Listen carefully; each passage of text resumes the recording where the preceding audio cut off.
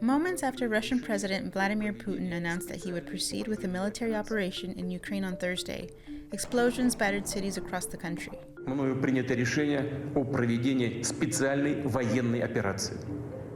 And prompted President Vladimir Zelensky to declare martial law. Шановні громадяни України, сьогодні вранці президент Путін оголосив проведення спеціальної військової операції на Донбасі. Росія здійснила удари по нашій військовій інфраструктурі та по нашим прикордонникам, прикордонним загонам. В багатьох містах України було чутно вибухи.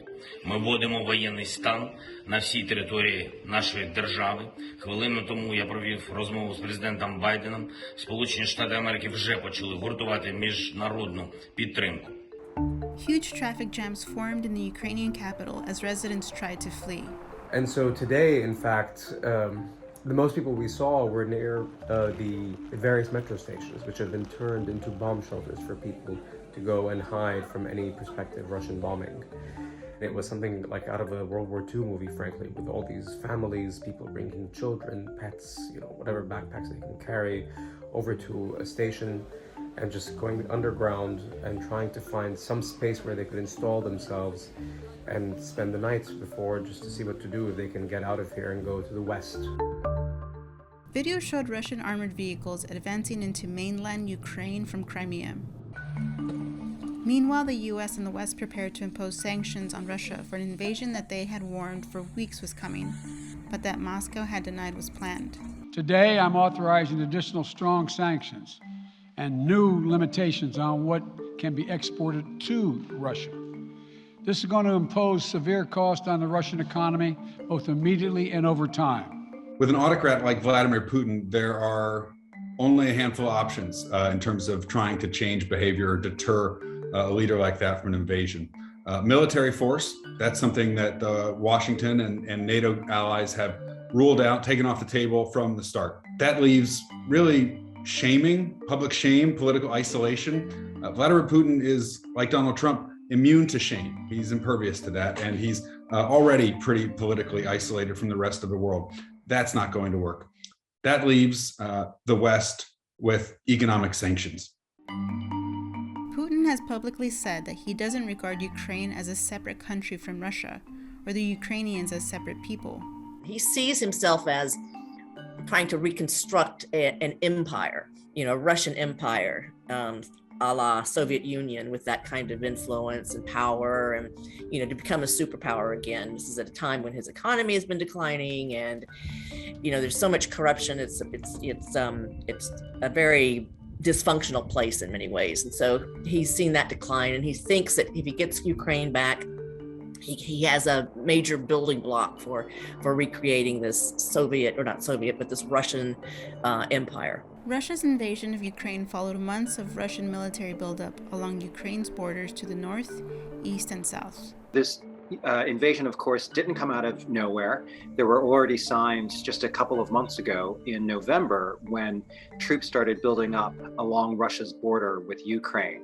And Russia had already done this once before in spring of last year, and there were warnings then that it was trying to put into place the infrastructure for something wider that would happen in future. And now we see the fruit of that.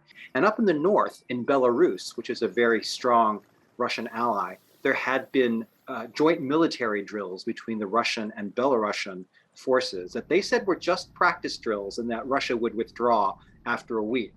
But the West had been warning that that was also going to be a prelude to an attack from the north, and we see that that's turned out to be correct. The assault negated weeks of frantic diplomacy to try to prevent war, and came as the United Nations Security Council was discussing the crisis. So when I was coming here an hour ago or so,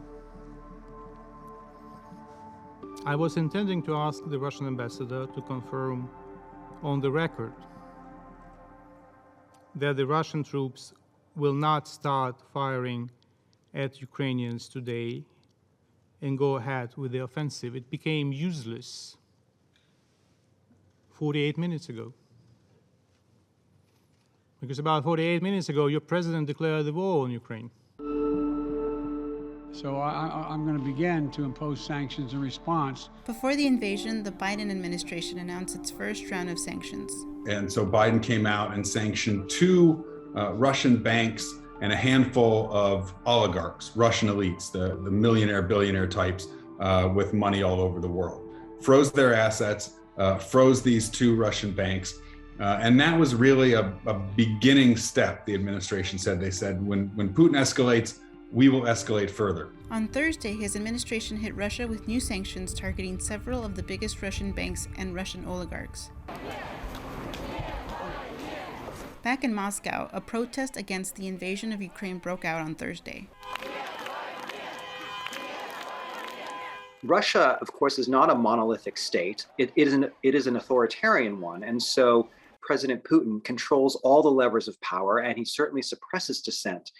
But that doesn't mean that the Russian populace is 100% behind him. Biden warned that Russia could face further economic sanctions. He did say that sanctioning Putin himself, still on the table. Kicking Russia out, barring Russia from that SWIFT banking network, the information network, still on the table. And there are sanctions against, other oligarchs, other financial institutions, and potentially energy companies that could also be on the table as this goes forward, because again, sanctions are really the only thing they have to ratchet up